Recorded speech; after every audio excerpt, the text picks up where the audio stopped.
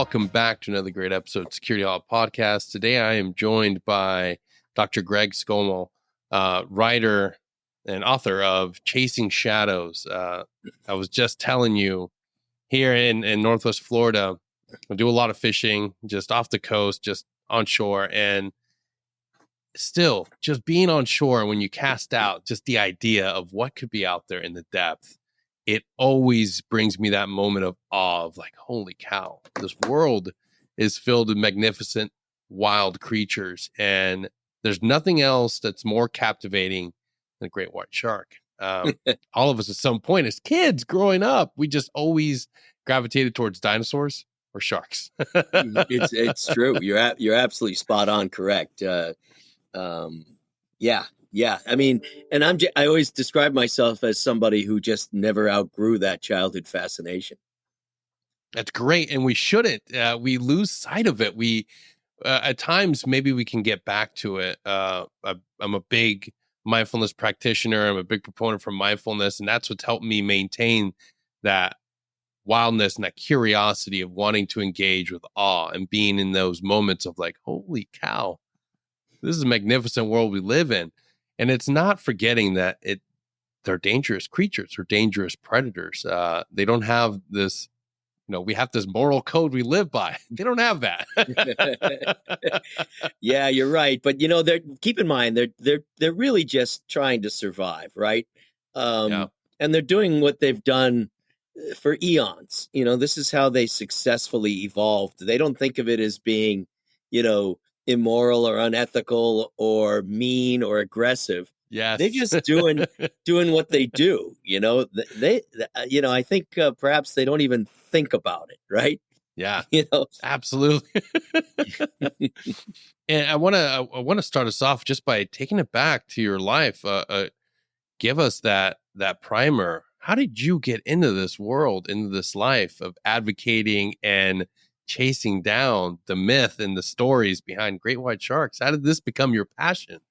Well, obviously, Denny, I talk about it in the book quite a bit, but at least I kicked the book off with that, and and it's really quite true when I said that I just never outgrew that fascination for sharks. I thought dinosaurs were pretty cool too, but then I realized to study them, you have to just look at bones and fossils, and it was all about the ocean as a kid, and much of that passion and love of the ocean actually came from some of the early, television shows that were on back in, I hate to say it, the 60s and early 70s, and that stuff was really brand new. It was pioneering stuff. Underwater camera systems were nothing like we have today.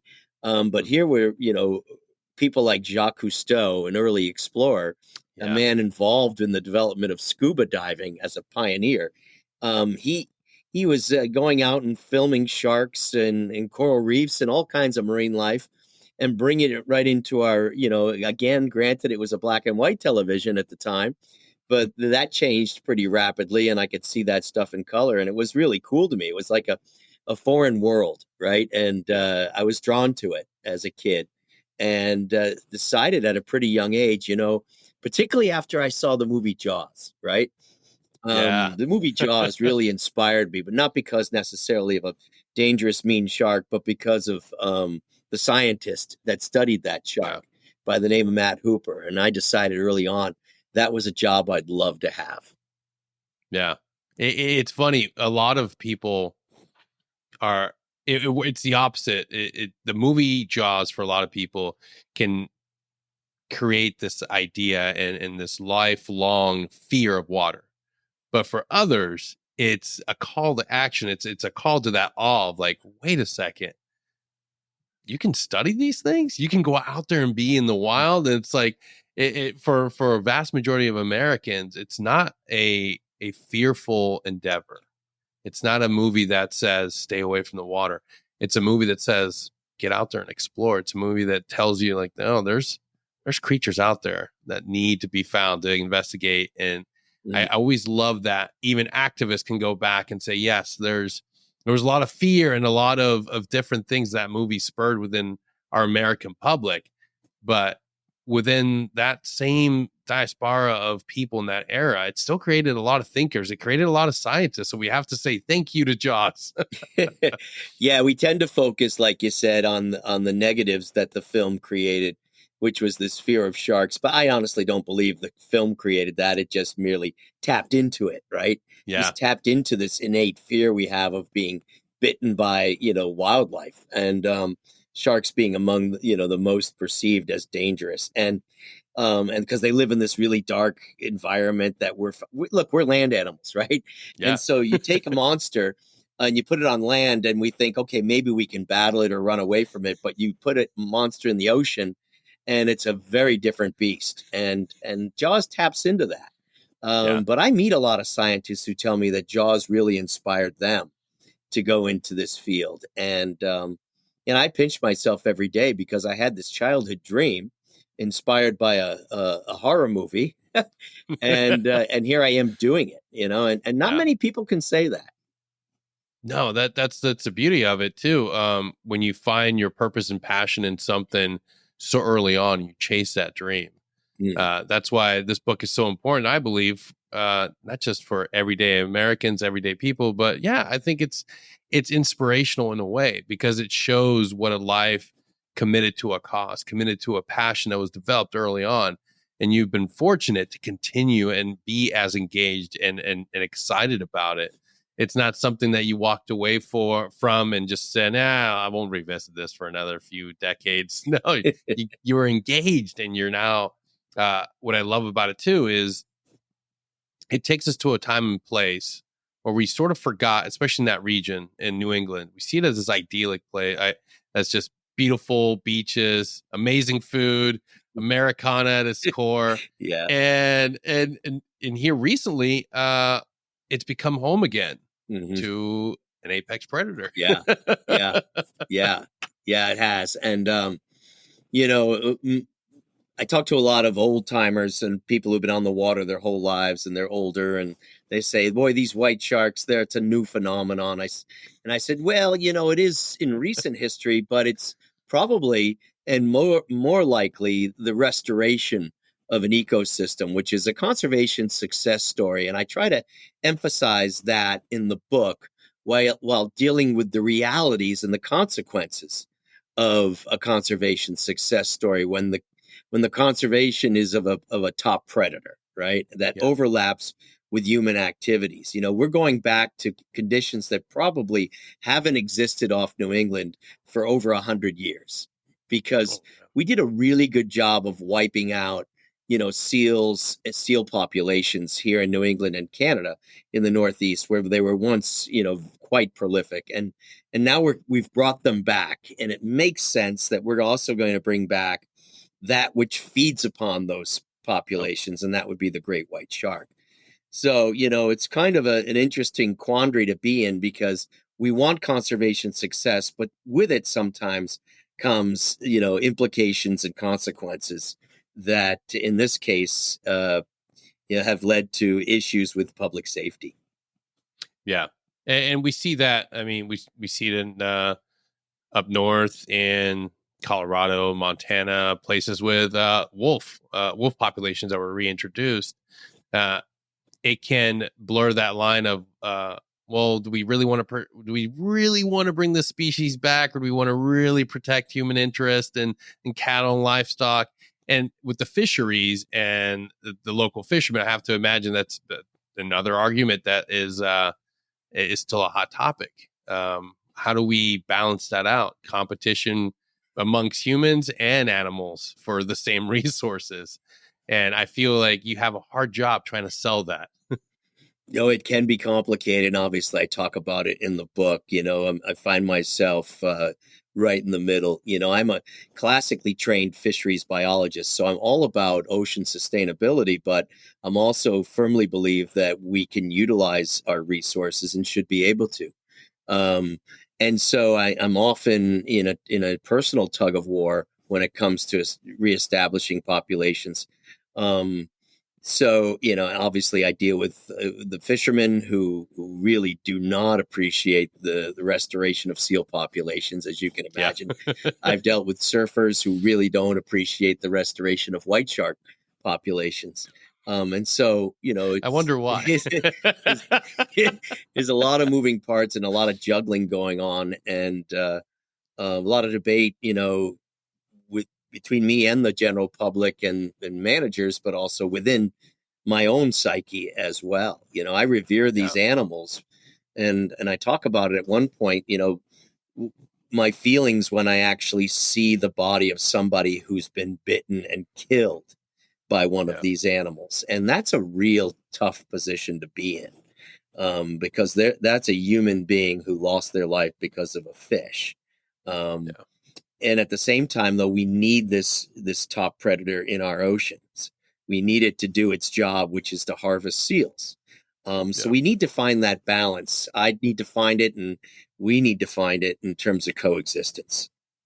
Absolutely. It is a predicament that we can't get to the truth or an answer to it that's going to appease everybody. It's an uncomfortable situation, because the truth is, in order to have a healthy ecosystem, in order to have a healthy, safe sea, like we have to be able to live with nature. But there's people that make a living out there. So how do you address their issues? And there's activists. And like you said, there's people that just want to go out there and enjoy the waters and feel safe.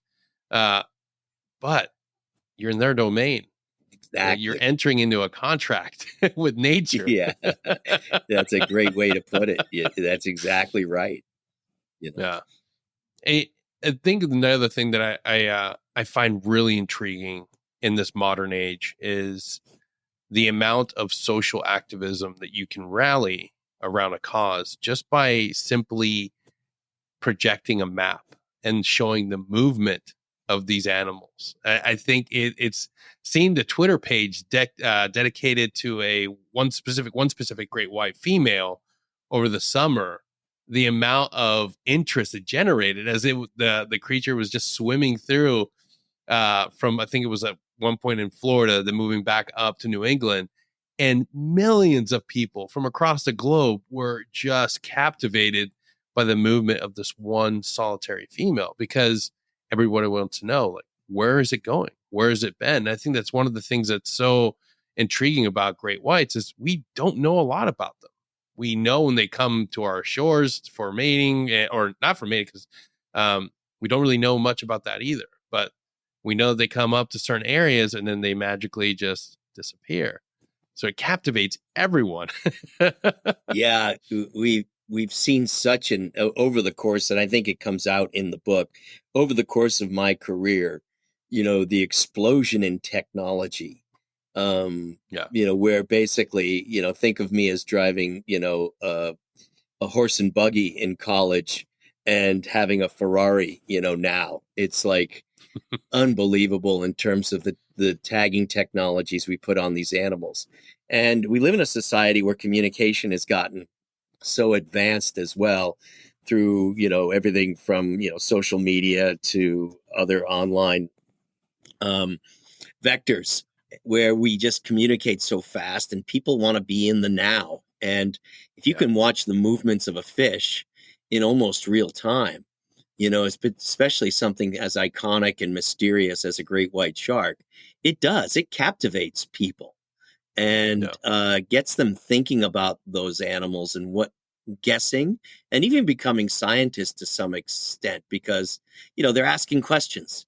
And I think the more the public is engaged in this way, the more likely they are to embrace these animals as not mindless killing machines, but as, important parts of our ecosystem that command some level of respect as well as levels of conservation. And so, once you capture somebody's attention, then I think you can turn that in the right direction. And the new technologies let us do that nowadays.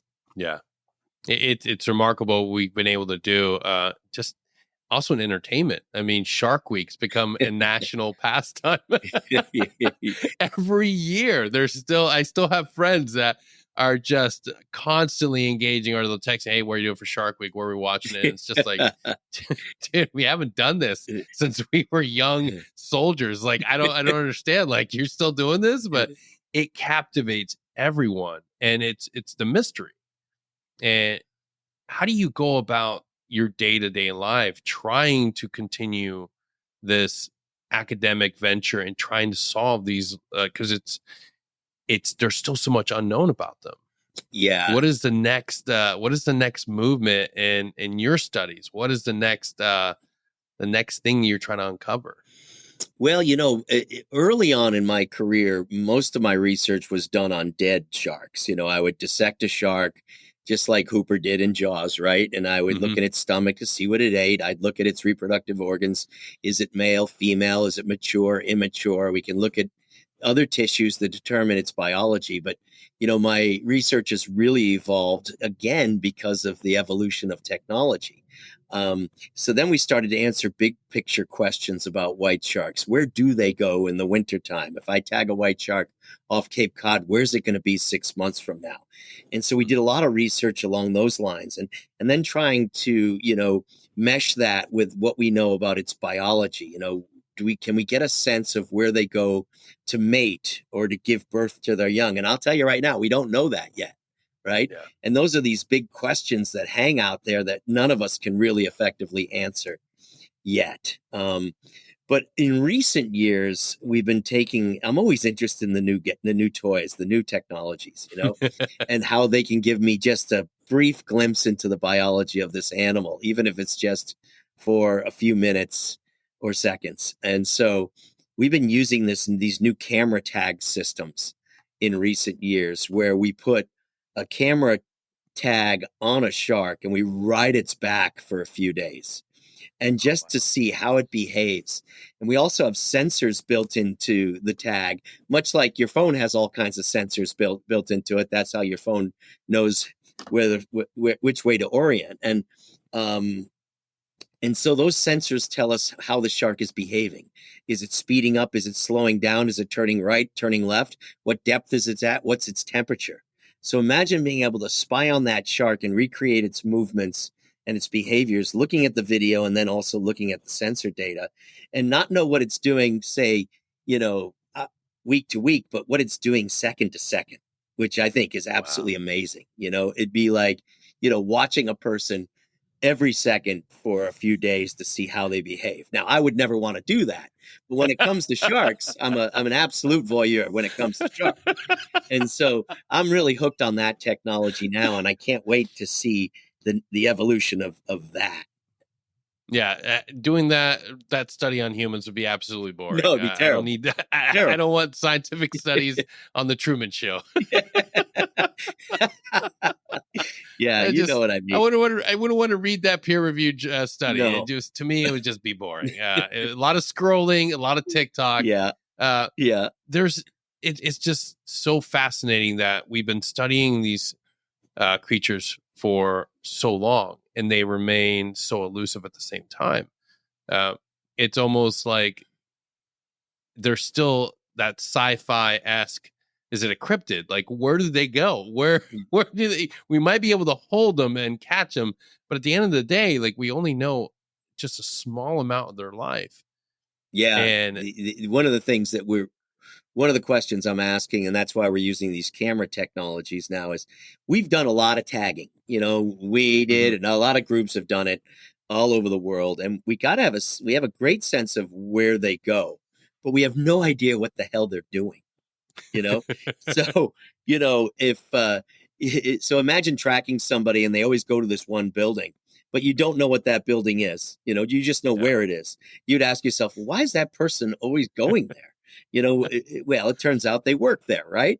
But, in the case of sharks, they're not too good at answering those kinds of questions. So, we know they go to certain parts of the Atlantic, certain times of the year, but we don't know exactly why and what drives that. And that's why I think the new technologies that give us a sense of these movements will give us a better sense of what they're actually doing. I'll tell you, white sharks will migrate out into the middle of the Atlantic every now and then and start diving to depths as great as 3,000 feet, and they'll do that every day.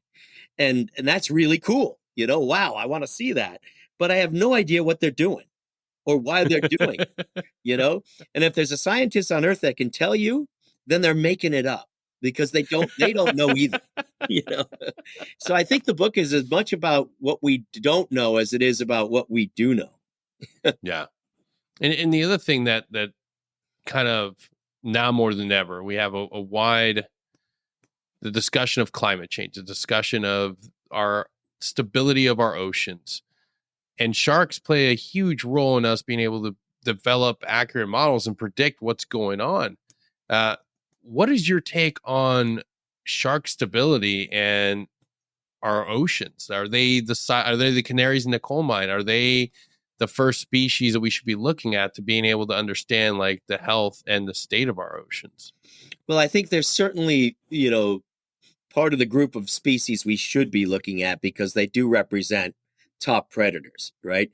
But what the top predators are going to do is if ocean conditions are suitable in terms of temperature. See, remember, there's over 500 species of sharks. I focus right now on the white shark. We're doing a lot of research on other species as well. Each one is fine-tuned to its own space that it wants to be in. And that's typically we characterize that as temperature and depth. But temperature really is something that drives what these animals do in terms of those that make broader scale migrations. Living here in New England, right, almost everything I see in the ocean migrates here and then leaves, right? So temperature really, mediates how that happens. And so knowing what these sharks are doing is important, but also knowing, really in terms of the whole food web that shark is linked to is important as well. Let's take, for example, the basking shark. Now, the basking shark is a planktivorous fish. And all that means is it feeds on tiny little plankton, which are really low trophic level, really low in the food chain, right, in the food web. So changes in oceanography related to climate change are going to definitely change the distribution of planktonic species. And that happens generally first, right? And then that cascades into a series of other effects. So if I want to see what basking sharks are going to do in the coming 50 years, I need to project forward what's going to happen to those plankton species. And so when I think great white sharks, I then think, okay, what's going to happen with seals? Seals have a fur coat, a thick blubber layer.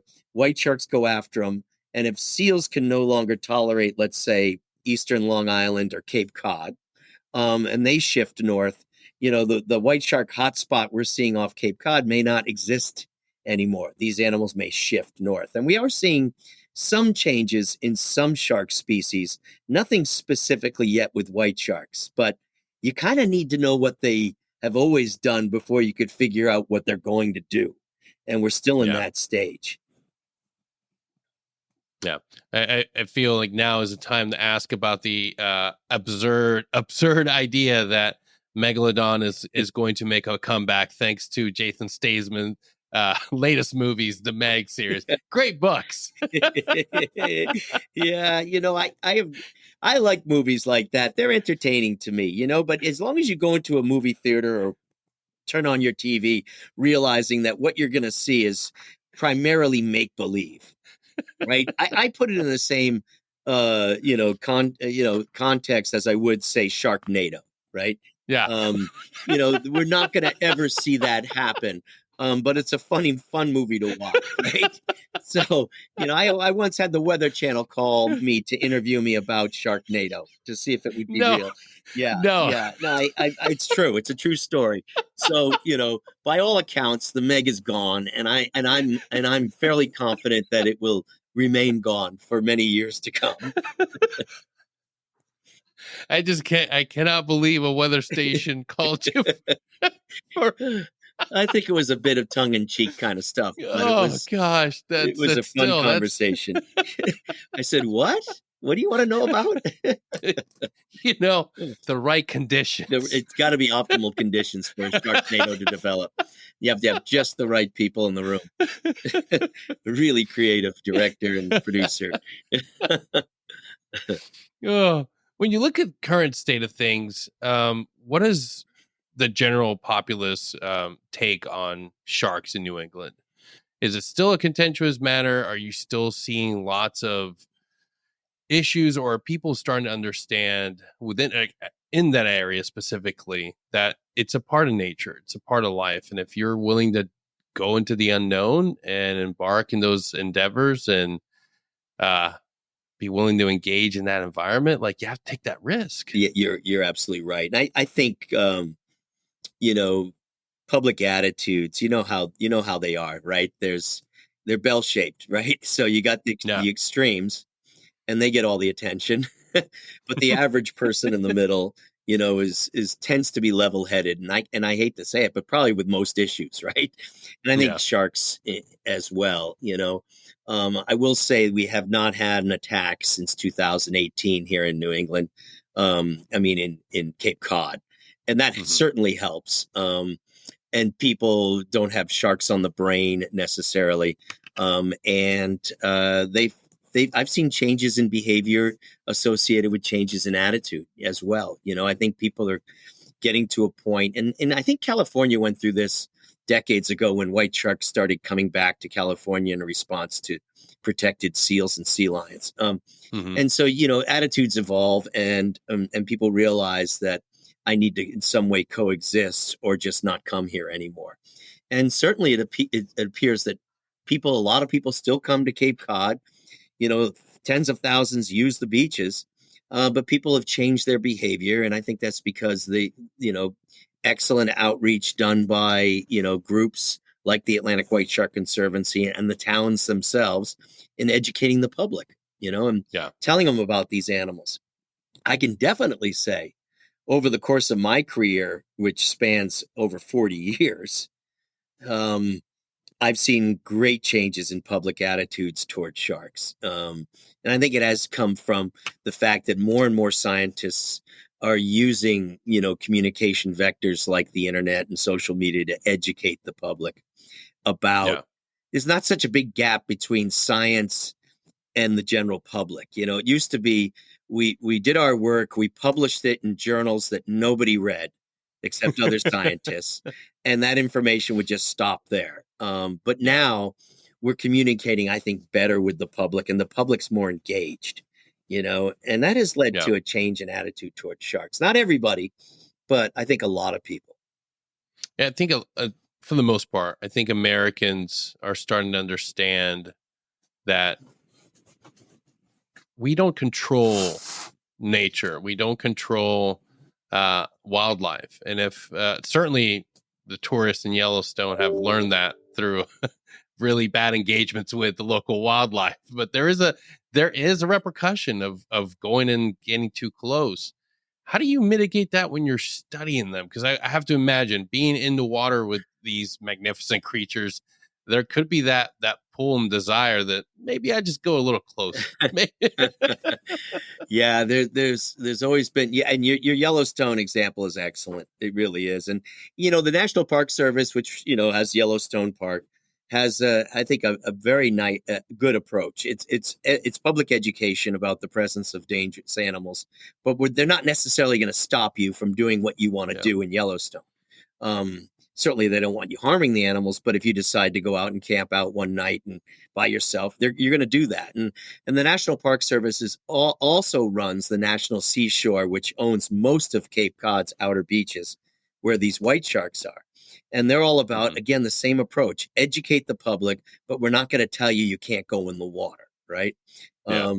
And so I think that's an excellent approach. Now, I have to admit, there's always this, these struggles internally with me, because there's this childhood brain that wants to get as close to and touch every shark I ever see, right? And then there's the logical, scientific brain, which is overdeveloped, that says, "Are you out of your freaking mind? Stop." When it comes to great white sharks, I'm still one of those people, though, that the logical side wins. In that, if I'm in the water with one, I stay in a protective cage, Yeah. you know? Yeah. And it's not so much the shark I see, it's the one I don't see that I'm most nervous Oh, about. yeah. White sharks are ambush predators. Many shark species are. So it's stealth that Yeah. helps them. It's surprise attack that benefits them. So, the shark that you see sees you, and it knows you see it. So it's not going to really do much, right? It's the Yeah. one that's down 100 feet that you don't see, you know, that may try to ambush you. So being in a protective shark cage is the smart way to go, as far as I'm concerned. I've lived, this long. I don't think I want to, be be part of some white shark's, diet someday. That's also the really intriguing thing. Like they're complex creatures that have been here for eons. That we look at their brain, we look at their anatomy, and we see some things as being simplistic, but the way they hunt, the way they move, like what are some of the things that stand out to you as being like, wow, these things are actually engineered to be just phenomenal killing machines? Yeah, I mean, it really ranges from their body shape and muscle makeup, or the body structure, what we call morphology, right? That all the way to their sensory systems and their neural networks. This is an animal that's really perfectly adapted. It is, in essence, the Ferrari of the shark world. There's probably only one shark that's probably the next model up, but that'd be the short fin mako. But the white shark can move almost effortlessly through the water. It's got a massive muscle mass that allows it to accelerate extremely quickly. And it's got a sensory array, think of it like an AWACS, right? Yeah. It's got a sensory array where information is coming in from all these different sensory organs all the time. And so, one of the questions we have is, does this animal ever really shut down? Because that's not sustainable, being awake Yeah. and vigilant all the time. You probably know that, right? Yeah. Probably better than most people. And Uncle Sam can give you a couple of pills in there called yeah, Provigil it's to keep you going for a while. that's right. But we do think they do shut down sometime. But it's just an amazing sensory array, from sound. Think of any stimulus, from sound to light, sight to smell, chemical, chemosensory perception, to electroreception. The ability to sense electrical fields. So they really are an amazing machine that has evolved over 3 million years to be that. And uh, I can go on and on and on, but it's so well adapted to its environment as a top predator, Yeah. that every time I see one, like I saw 8 yesterday, right? And I'm going on the water tomorrow. I'll probably see 10 more. And I'm going to act like that, 5-year-old kid seeing one for the first time. It's that sensation of awe, which a lot of us don't get, or we live a life that's filled with very small instances of that awe experience. Mm. It's crucial to our experience as human beings. Like if you wake up every day for your entire life and you're never in that moment of like, I'm speechless, like this moment of awe, like that is a sad existence. Like Yeah. and it's the ability to live a life where you're engaging with that almost every single day. That is amazing. Yeah, I mean, it has its ups and downs, but at the end of almost every day, I got a smile on my face, right? And Yeah. I said it already, but not many people can say that, right? Yeah. I mean, that's a luxury. Absolutely. That's an absolute luxury, and I never forget how lucky I am. And do we know, and from my very like small understanding, do we know why they're so solitary? I mean, we look at here on land, we look at wolves hunting in pack. We look at other predators that have developed this ability to, be more successful in numbers. Like, why are great white sharks so solitary? Yeah, they're clearly not a social animal, by all accounts. Now, it turns out some recent research done on smaller white sharks indicates they may hang out, consistently with other small white sharks. And I'm not saying they're hunting cooperatively, or they're even schooling or shoaling or anything to that effect, but they do aggregate in with other animals. But the uh, the adult, and I should say, large juveniles we call subadults are solitary, and they don't seem to have a need. I think it's basically this survival of the fittest kind of rule, where if you don't need the help of any other critter, Yeah. then you don't bother.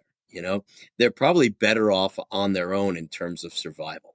You know, these are big animals that are hunting big prey, and clearly they do it alone, and they don't really want to share.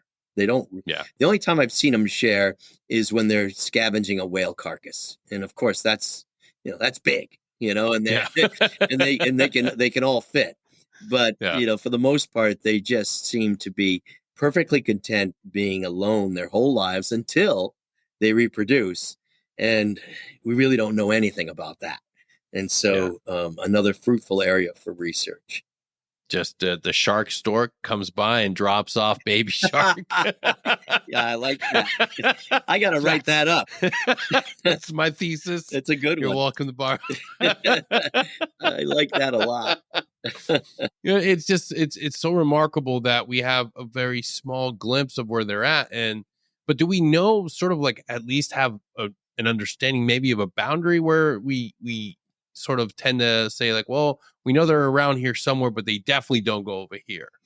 Yeah, we do that. One of the things that we can do from our satellite tagging data sets, and a number of researchers have done this with all kinds of marine animals, whether it be whales or white sharks, you name it. And so, because a lot of our more sophisticated tags collect water temperature information, after tracking multiple animals, dozens of animals, you get a sense of what their preferred temperature range is.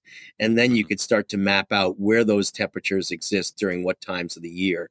And you can start to do what we call a species distribution model. And that kind of modeling approach tells you every area they're likely to be in, depending on the time of year and the ocean mass that they're living in. And so, yeah, we can identify spots like, white sharks very rarely. We have no incidents of white sharks north of Newfoundland, right? But that's still pretty far north. We get very few reports, if any, from, south of Florida, Cuba, a couple of reports in the Caribbean, but nothing consistent, and no movement to South America. That's a separate population. And so the tagging technologies do allow us to figure out where they are and where they aren't, And I'll tell you right now, those same tagging technologies are telling us places where we didn't think they were. And they are. Really? Yeah. Like where? Yeah. I mean, we always thought of the white shark as being a coastal species from Canada to the Gulf of Mexico.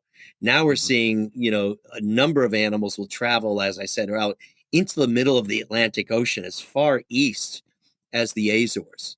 That's really far away. And then I told you they do these big, deep dives. We never thought that these sharks do that. We found similar things with other species of sharks. For example, basking sharks, which I talked about earlier, they travel from Cape Cod all the way to Brazil.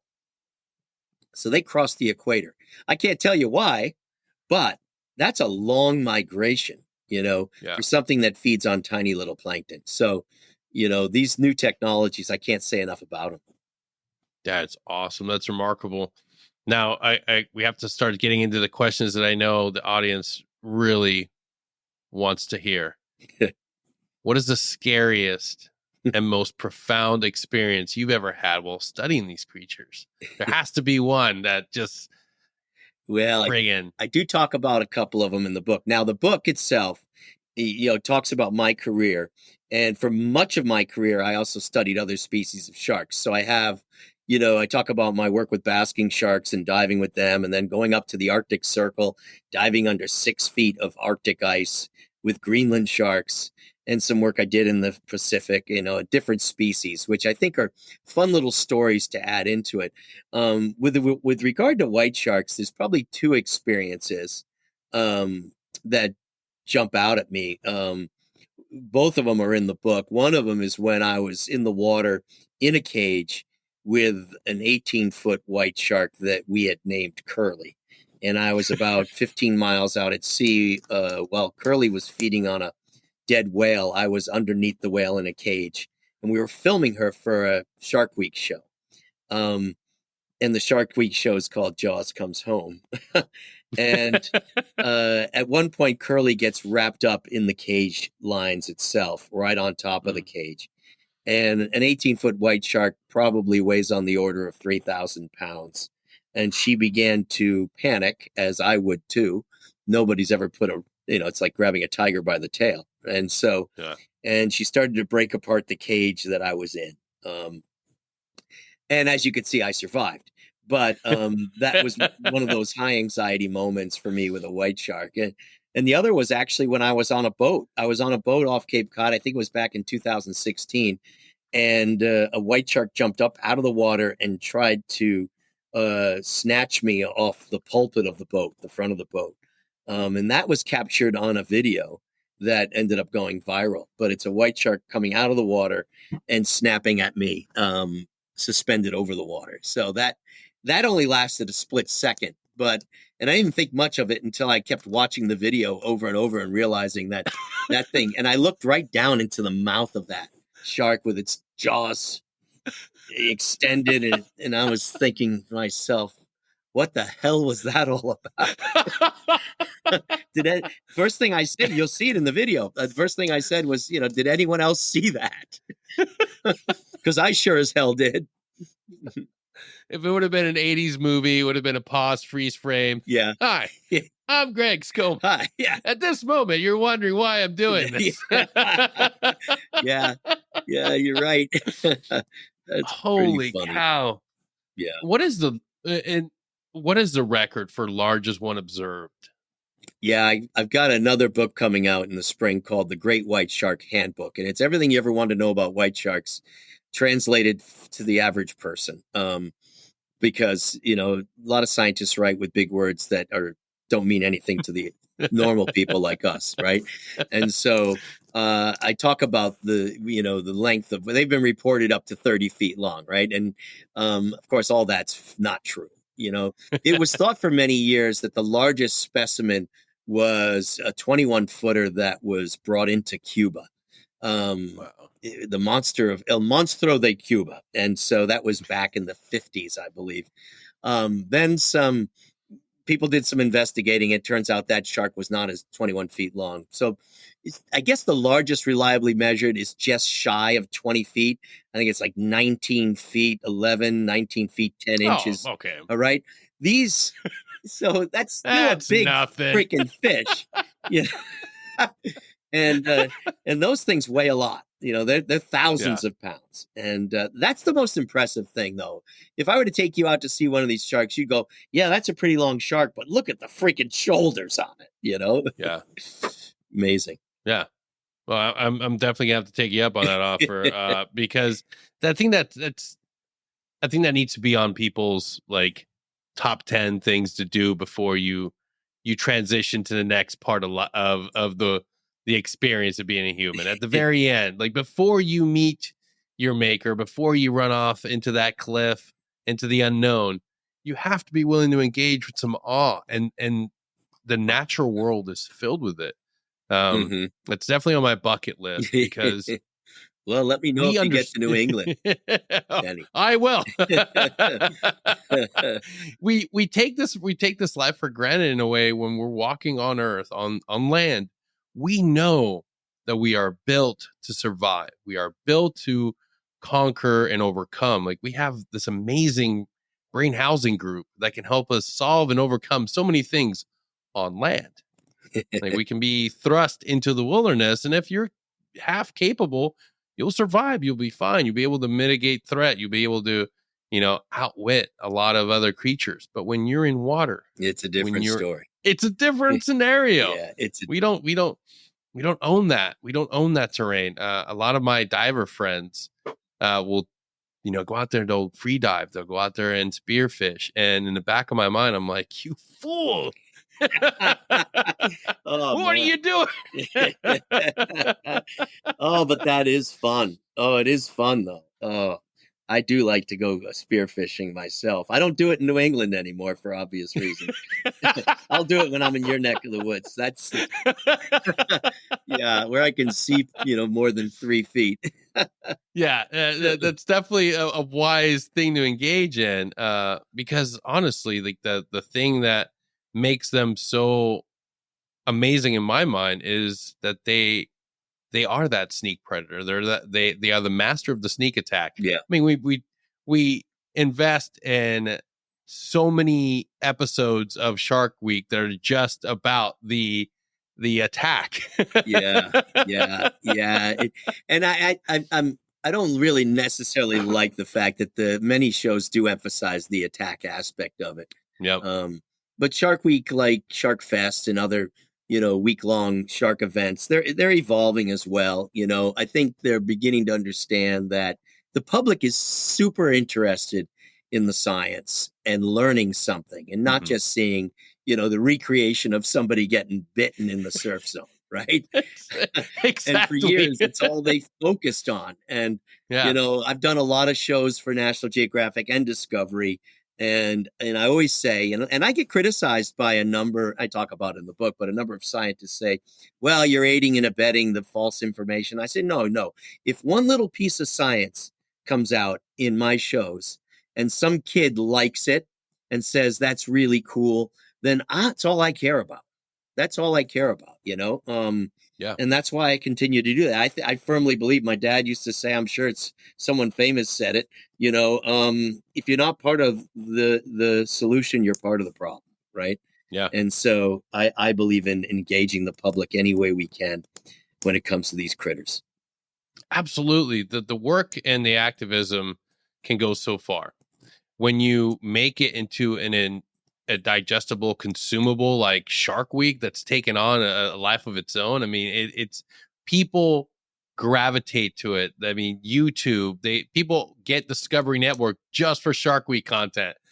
That's Yeah. all they watch. Like, and it promotes the understanding that yes, like this is a creature that is millions and millions of years old. It is a predator, but it's worth conserving.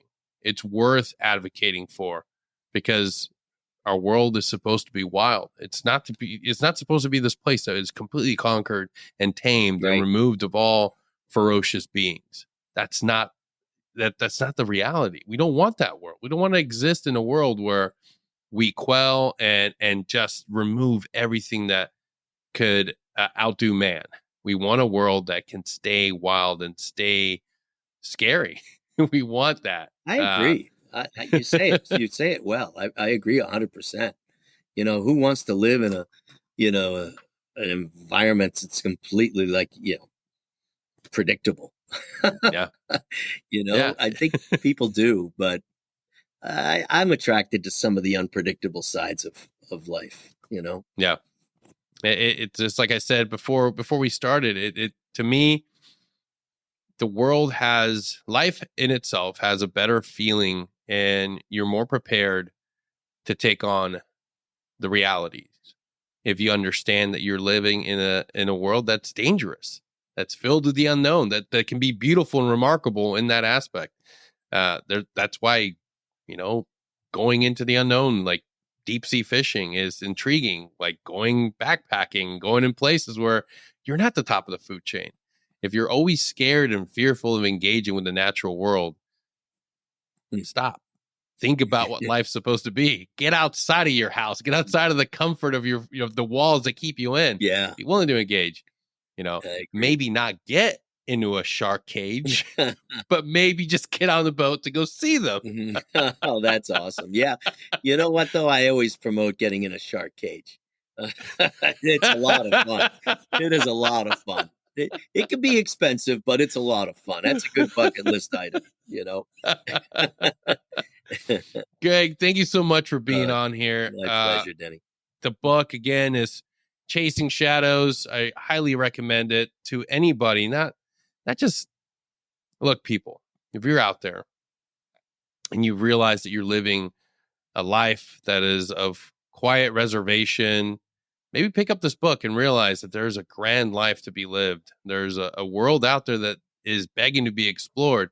And no, you don't have to become a full-fledged scientist, but grab your backpack, pack a sleeping bag, take some water, take some food, and go out into the unknown. go out hiking, enjoy the natural world, because it is something that is accessible to all of us. It's not the barrier, and the cost to entry is very low. I promise you. An Nalgene bottle, some food, and a good book, and go out there and explore the wildness that's here. It's part of being an American, I feel.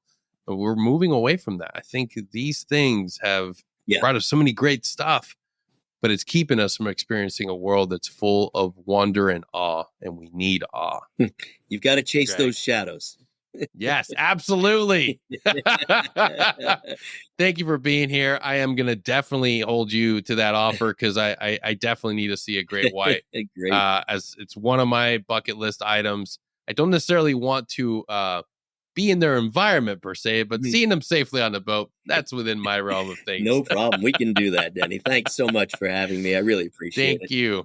Absolutely. And we'll see you all next time.